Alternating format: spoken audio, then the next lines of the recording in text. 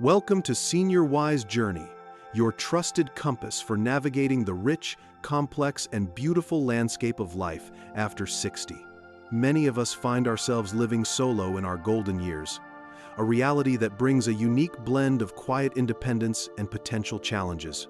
But what if this chapter isn't about simply getting by?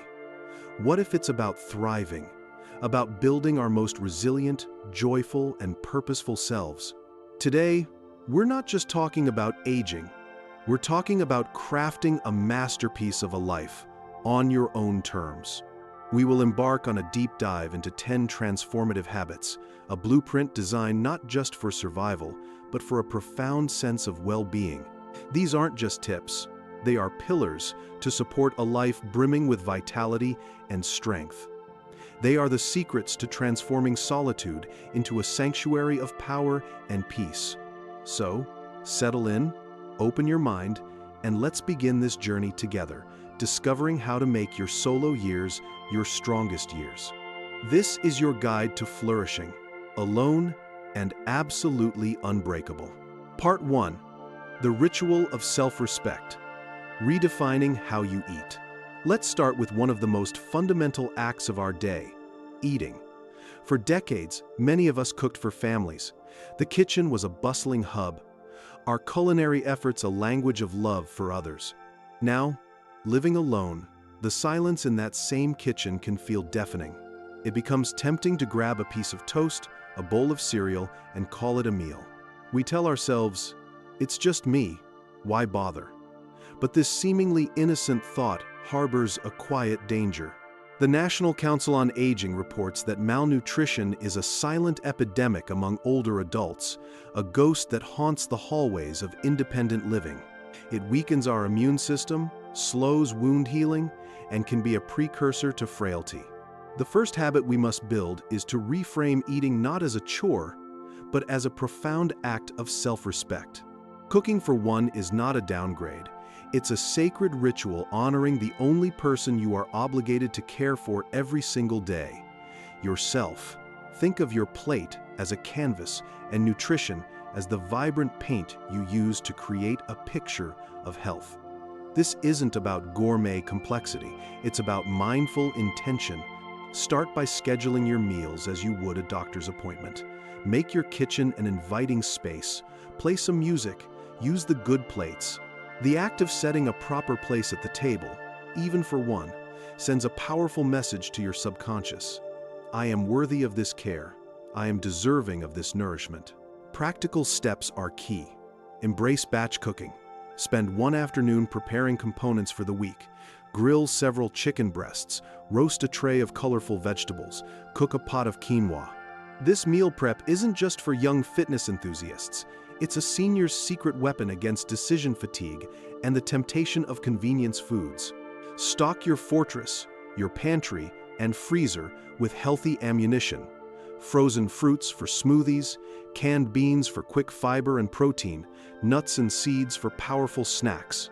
Turn eating into a mindful practice. Savor each bite.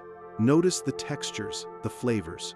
This simple act of presence can transform a lonely meal into a meditative experience, a moment of connection with the very fuel that sustains your precious life. It's a declaration that your health, your energy, and your well-being matter more than ever. Part 2. The Proactive CEO. Scheduling your health check-ins. For years, we managed households, careers, and the lives of our children. We were the CEOs of our family units. Now, it's time to apply that same executive oversight to our most important asset, our health. There's a common passive mindset that can creep in with age. No news is good news. We avoid the doctor unless something is actively, painfully wrong. But many of the most serious health challenges for seniors, high blood pressure, creeping blood sugar, bone density loss, are silent partners. They don't send a memo before they cause a crisis. To thrive while living alone, we must shift from a reactive patient to a proactive CEO of our own health. This means scheduling regular health check-ins with the same diligence you'd use for a board meeting.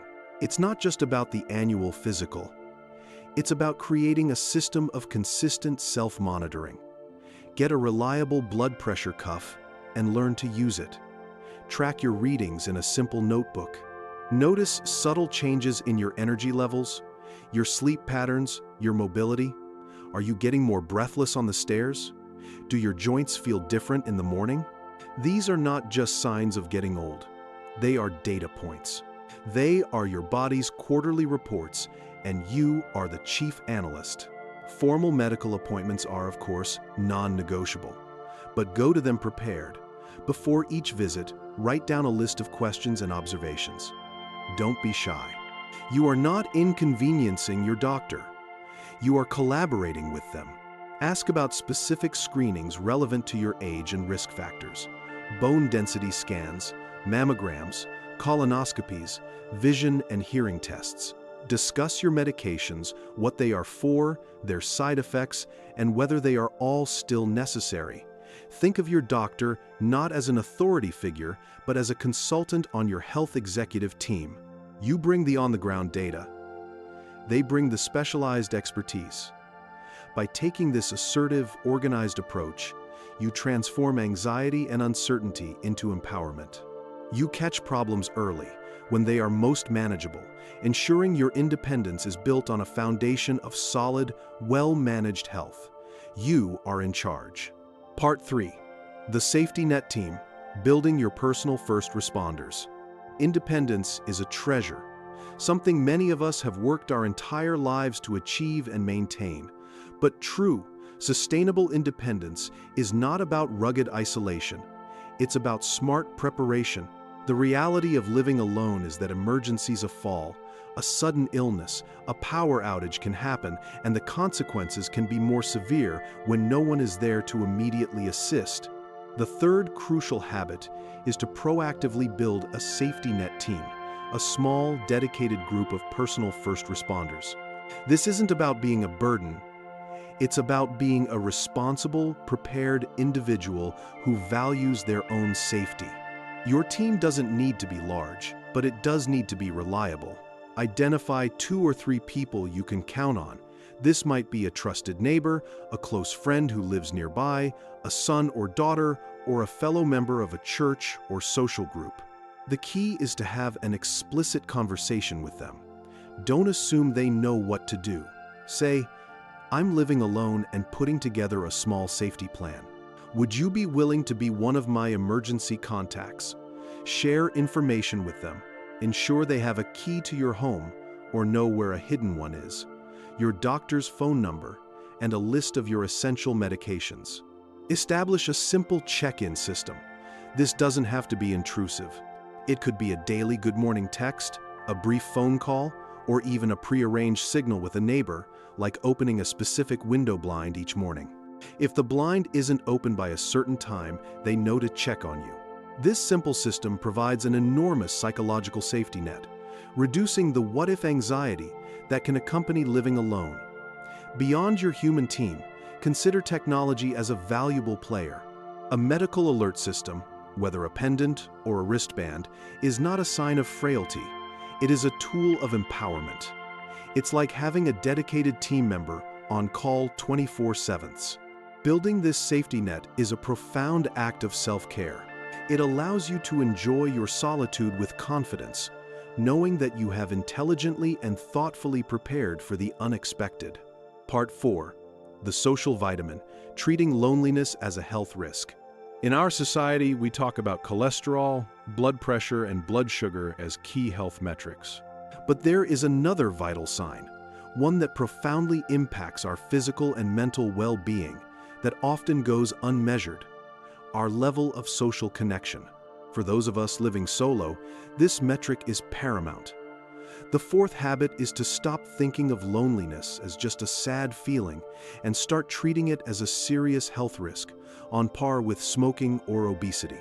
The U.S. Surgeon General has declared an epidemic of loneliness, linking it to a higher risk of heart disease, stroke, dementia, and premature death. It is a silent inflammation that affects the soul and, in turn, the body. Combating this requires a proactive, multi-pronged strategy, just like managing any other chronic condition. You must schedule social interaction with the same commitment you give to taking medication. This is your daily social vitamin. Look at your weekly calendar and ask, where are my points of human connection? If the page is blank, it's time to start writing. This doesn't mean you have to become a social butterfly overnight. It's about finding the right dose and type of connection for you. Start small. Make it a point to visit a local coffee shop and exchange a few words with the barista. Take your daily walk in a park where others are present. These micro-interactions can significantly lift your spirits. Then build up to more structured activities.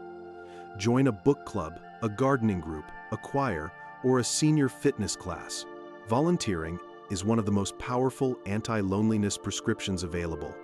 It provides purpose, routine, and a built-in community. Schedule regular phone or video calls with family and friends. Don't wait for them to call you.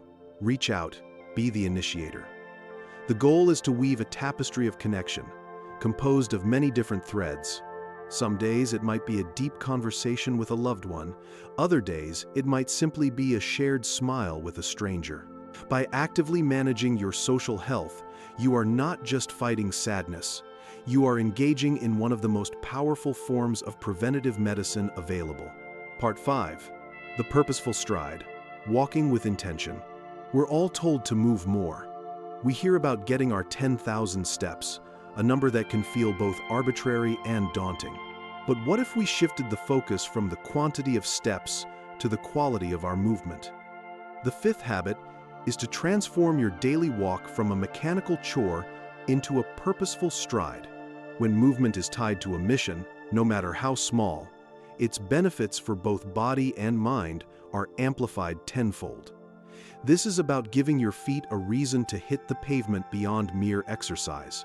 Think of yourself as an urban or suburban explorer, a naturalist, or a community correspondent. Your purpose can be anything that sparks your curiosity. Perhaps you decide to become the unofficial historian of your own neighborhood.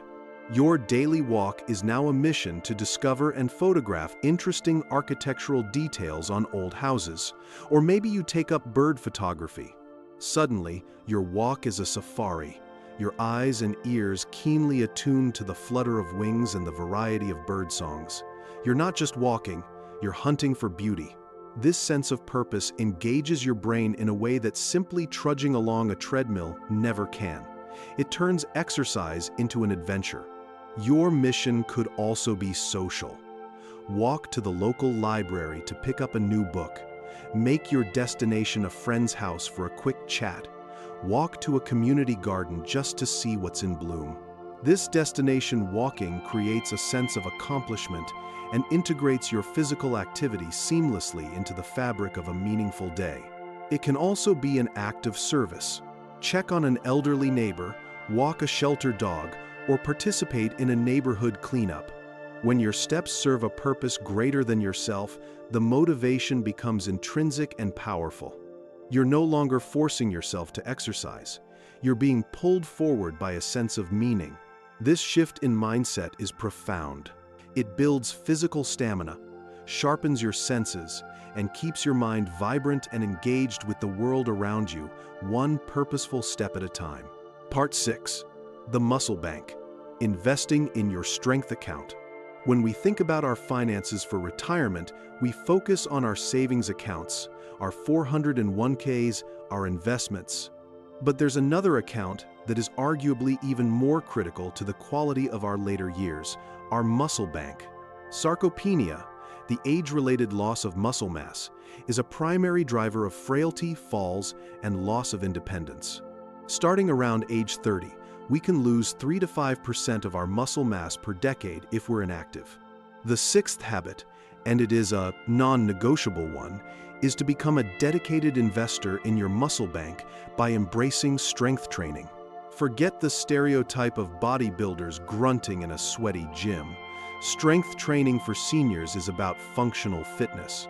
It's about having the power to lift a bag of groceries, get up from a chair without using your hands, play with your grandchildren, and catch yourself before a fall.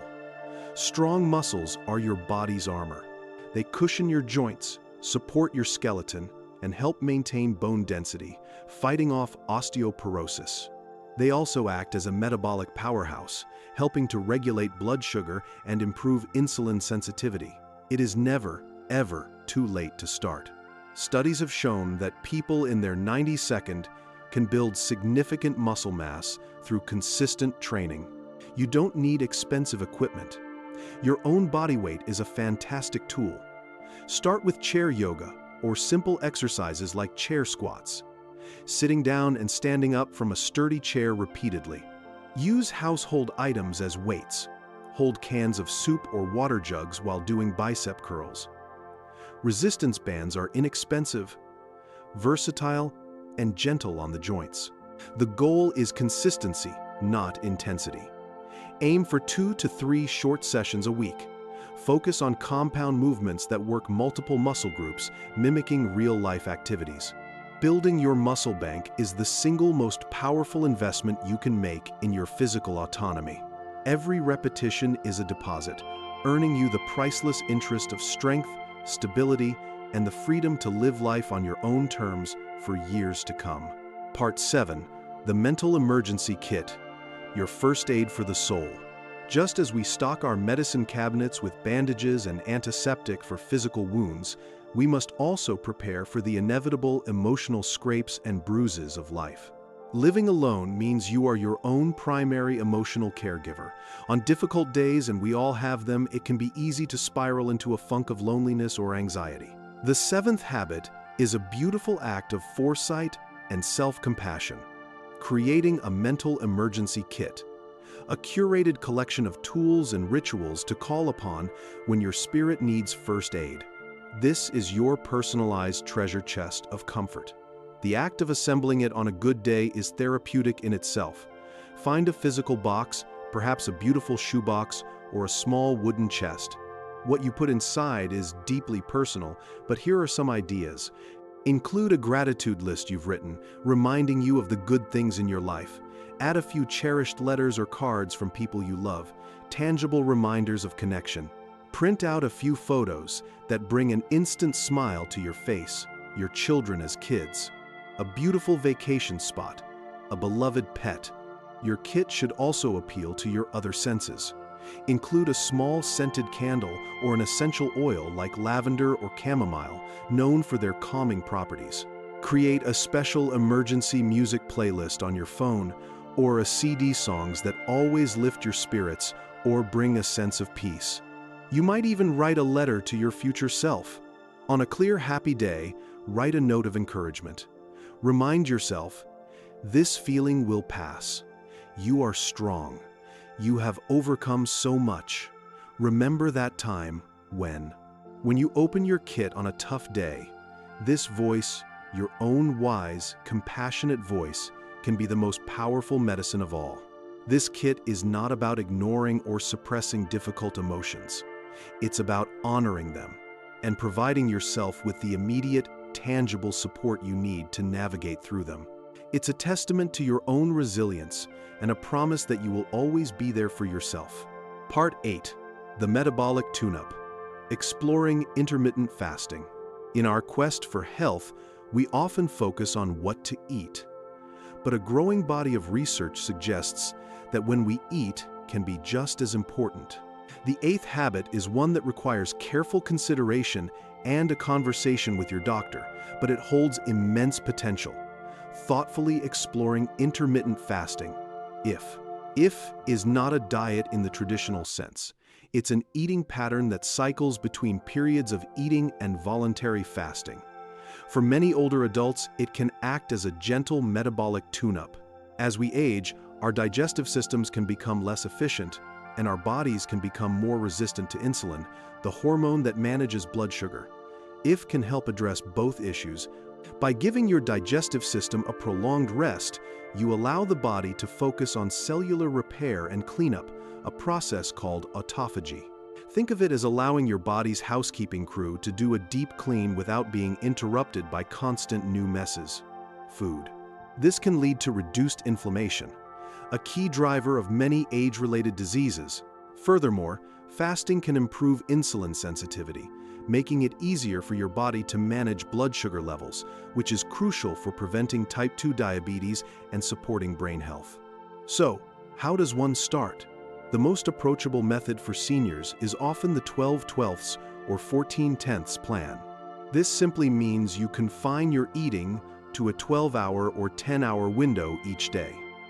For example, you might eat between 8 a.m. and 6 p.m. and fast from 6 p.m. to 8 a.m. the next morning. This is often just a matter of eliminating late-night snacking and pushing breakfast back slightly. Crucially, this must be approached with wisdom and professional guidance. It's not suitable for everyone, especially those with certain medical conditions or who are underweight. You must speak with your doctor before making any changes. When done correctly, however, IF can be a powerful tool not for deprivation, but for rejuvenation, helping to fine-tune your body's systems for optimal performance in your golden years. Part 9. The proactive downsize, curating your future home. Our homes are filled with memories, the backdrop to decades of our lives. The thought of leaving can be deeply emotional. However, the 9th habit is about making a clear-headed, logical decision that can profoundly improve the quality and safety of your future. Downsizing your living space proactively while you are still healthy and in control. Too often, a downsize is forced by a crisis, a fall, a major health event, or the inability to manage stairs and maintenance. This turns a potential opportunity into a stressful, rushed ordeal.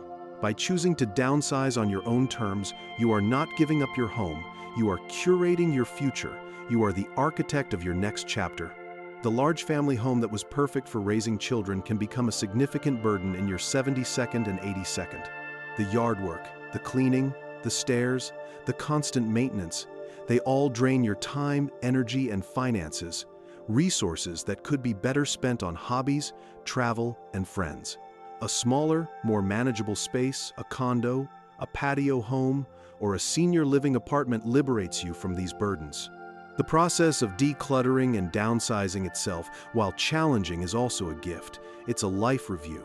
You get to sift through your possessions, keeping what is truly meaningful and letting go of the rest. It's a physical and emotional unburdening. Most importantly, proactive downsizing allows you to choose a home that is built for aging gracefully. You can select a single-story layout to eliminate fall risks. You can move to a community with built-in social opportunities and amenities. You can choose a location closer to family, friends, or quality healthcare. Making this move from a position of strength is the ultimate power play.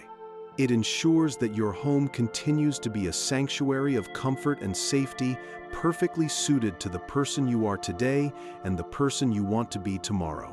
Part 10. The sacred pause.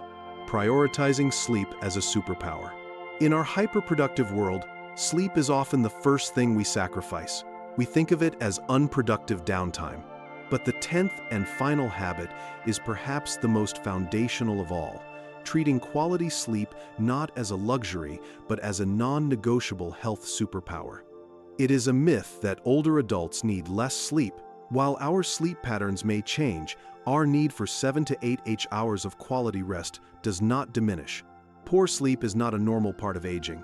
It is a significant health risk that sabotages every other effort we make to be healthy. Think of sleep as your body's nightly maintenance crew, performing essential tasks you can't do while awake. During deep sleep, your body repairs tissues, your heart rate and blood pressure stabilize, and your immune system recharges its defenses. During REM sleep, your brain consolidates memories, processing the day's events and clearing out metabolic waste products, including the beta-amyloid plaques associated with Alzheimer's disease. When you shortchange sleep, you are interrupting the most critical repair work your body does. This leads to daytime fatigue, cognitive fog, mood swings, and a higher risk for falls, heart disease, and diabetes. To prioritize sleep, you must create a sacred pause at the end of your day. This means establishing a consistent winding down routine. An hour before bed, turn off the news and stimulating screens. The blue light from phones, tablets, and TVs disrupts your body's production of melatonin, the sleep hormone. Instead, read a book, a real one. Listen to calming music, take a warm bath, or do some gentle stretching. Make your bedroom a sanctuary for sleep only. Keep it cool, dark, and quiet. Use blackout curtains and cover any electronic lights. Avoid caffeine and alcohol in the evening. By fiercely protecting your sleep, you ensure that you wake up each morning not just rested, but renewed, with the physical energy and mental clarity to embrace the day with strength and joy. And there we have it, the 10 pillars for a vibrant solo journey after 60. From honoring your body with purposeful nutrition and movement, to building a fortress of safety and social connection, to nurturing your mind and spirit, these habits are your blueprint for thriving. This isn't about adding more to your to-do list. It's about intentionally weaving a fabric of well-being that supports you in every way. The power to craft an extraordinary life resides within you right now. It begins with the next meal you prepare, the next walk you take, the next friend you call. You are the architect of your own vitality. Embrace these practices not as rules, but as acts of profound self-love. You have the wisdom of experience and the freedom of this unique chapter. Use them to build a life that is not just long, but deep, joyful, and resiliently, beautifully your own. Thank you for joining us on this Senior Wise journey. If this message resonated with you, please give this video a like to help others find it. Share it with a friend who might benefit, and be sure to subscribe to our channel for more inspiration on living your best life after 60.